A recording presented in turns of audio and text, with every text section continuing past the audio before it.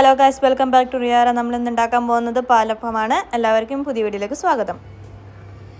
നമുക്കിപ്പോൾ പാലപ്പത്തിന് വേണ്ടിയിട്ട് നമുക്ക് റെഡിയാക്കാം. അതിനായിട്ട് ഞാൻ പച്ചരി 2 ഗ്ലാസ് എടുത്തിട്ടുണ്ട്.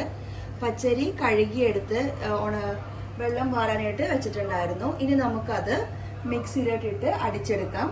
പിന്നെ വേണ്ടത് നമുക്ക് അരമുറി തേങ്ങ ചിരണ്ടിയതാണ്. പിന്നെ വേണ്ടത് ഒരു ചെറിയ സ്വല്പം ഈസ്റ്റാണ്.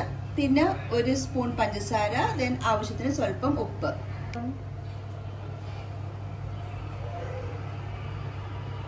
നമുക്കിപ്പോൾ അരി അടിച്ചു വെച്ചിട്ടുണ്ട്. ഇനി നമുക്ക് തേങ്ങ അടിച്ചു കൊണ്ടുവരാം. തേങ്ങ അടിക്കുന്നതിന്റെ കൂട്ടത്തിലായിട്ട് എടുത്തു വെച്ചിരിക്കുന്ന ഈസ്റ്റ് അവലേക്ക് ഇട്ട് കൊടുക്കാം. അതോടൊപ്പം നമുക്ക് എടുത്തു വെച്ചിരിക്കുന്ന പഞ്ചസാരയും ഉപ്പും അതിലേക്ക് തന്നെ ഇട്ട് കൊടുക്കാം. നമ്മളിപ്പോൾ അടിച്ചു വെച്ചിരിക്കുന്ന തേങ്ങ അടിച്ചതും എല്ലാം അടിച്ചു വന്നിട്ടുണ്ട്. നമുക്കിനി അതിലേക്ക് ഒഴിച്ചു കൊടുക്കാം.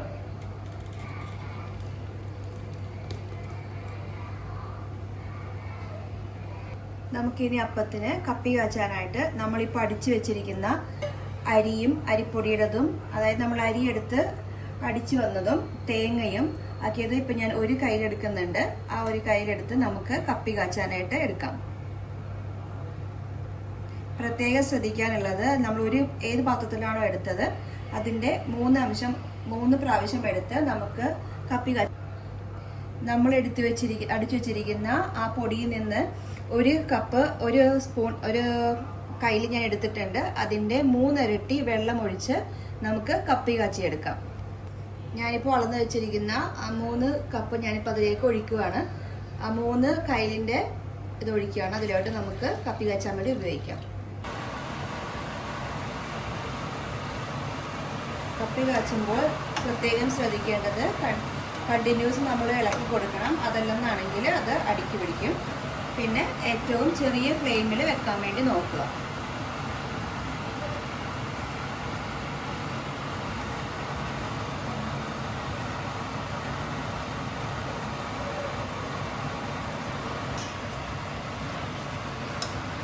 ഇപ്പം ഏകദേശം ഒന്ന് കട്ടിയായി തുടങ്ങിയിട്ടുണ്ട്. അപ്പോൾ നന്നായിട്ട് ഇളക്കി കൊടുക്കുക.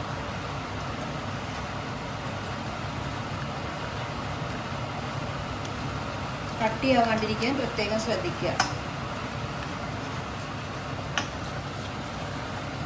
നന്നായിട്ട് കട്ടിയായിട്ടുണ്ട്. നമുക്ക് ഇനി ഓഫ് ചെയ്യാം. ഇത് തണുക്കാനായിട്ട് മാറ്റി വെക്കാം. വൺസ് തണുത്തതിന് ശേഷം നമ്മൾ അടിച്ചു വെച്ചിരിക്കുന്ന മാവും ഇതും കൂടി ലയിപ്പിച്ച് നമുക്ക് മാറ്റി വെക്കാം. നമ്മളിപ്പോൾ തണുക്കാൻ വെച്ചിരിക്കുന്ന കപ്പയുടെ ഏകദേശം നന്നായിട്ട് തണുത്തിട്ടുണ്ട്.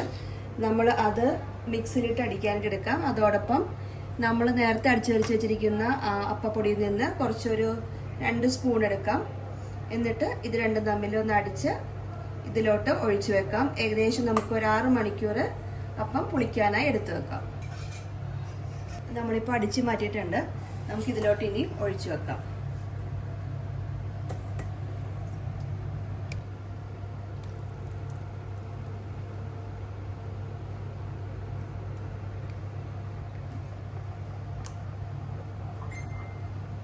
നന്നായിട്ട് കുഴച്ച് വെച്ചിട്ടുണ്ട്. നമുക്കൊരു 6 മണിക്കൂറത്തേക്ക് ഇതിനി മാറ്റി വെക്കാം. ഇപ്പം ഏകദേശം 6 മണിക്കൂറായിട്ടുണ്ട്. നമുക്കപ്പോൾ അപ്പത്തിൻ്റെ അത് പൊടി എങ്ങനെയായി നോക്കാം. അപ്പോൾ ഏകദേശം നന്നായിട്ട് പൊങ്ങിയിട്ടുണ്ട്. അപ്പോൾ നമുക്ക് ഒന്ന് പതുക്കെ ഇളക്കി കൊടുക്കാം. അതിനകത്ത് ഉപ്പെല്ലാം ഓക്കെ ആണോ എന്നൊന്ന് ക്രോസ് ചെക്ക് ചെയ്ത് നോക്കാം.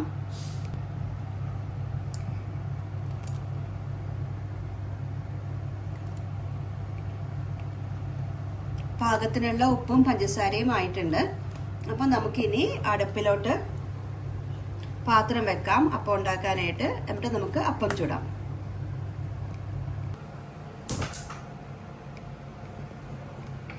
നമുക്കിപ്പോൾ ചട്ടി ചൂടാവുന്നവരെ വെയിറ്റ് ചെയ്യാം.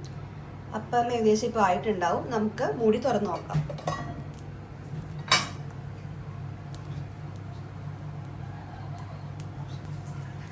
ഇനി നമുക്ക് കുറച്ച് നേരം തുറന്നു വെച്ച് വേവിക്കാം.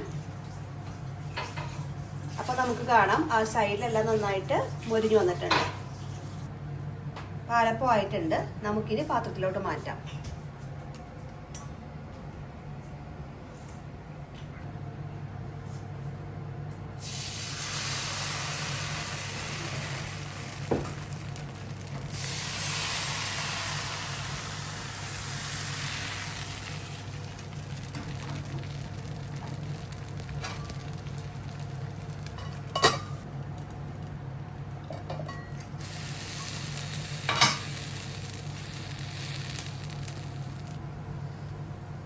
ഓക്കെ, അടുത്ത അപ്പവും ആയിട്ടുണ്ട്. നമുക്കിനി പാത്രത്തിലോട്ട് മാറ്റി വെക്കാം. അപ്പോൾ നമ്മുടെ പാലപ്പം റെഡി ആയിട്ടുണ്ട്.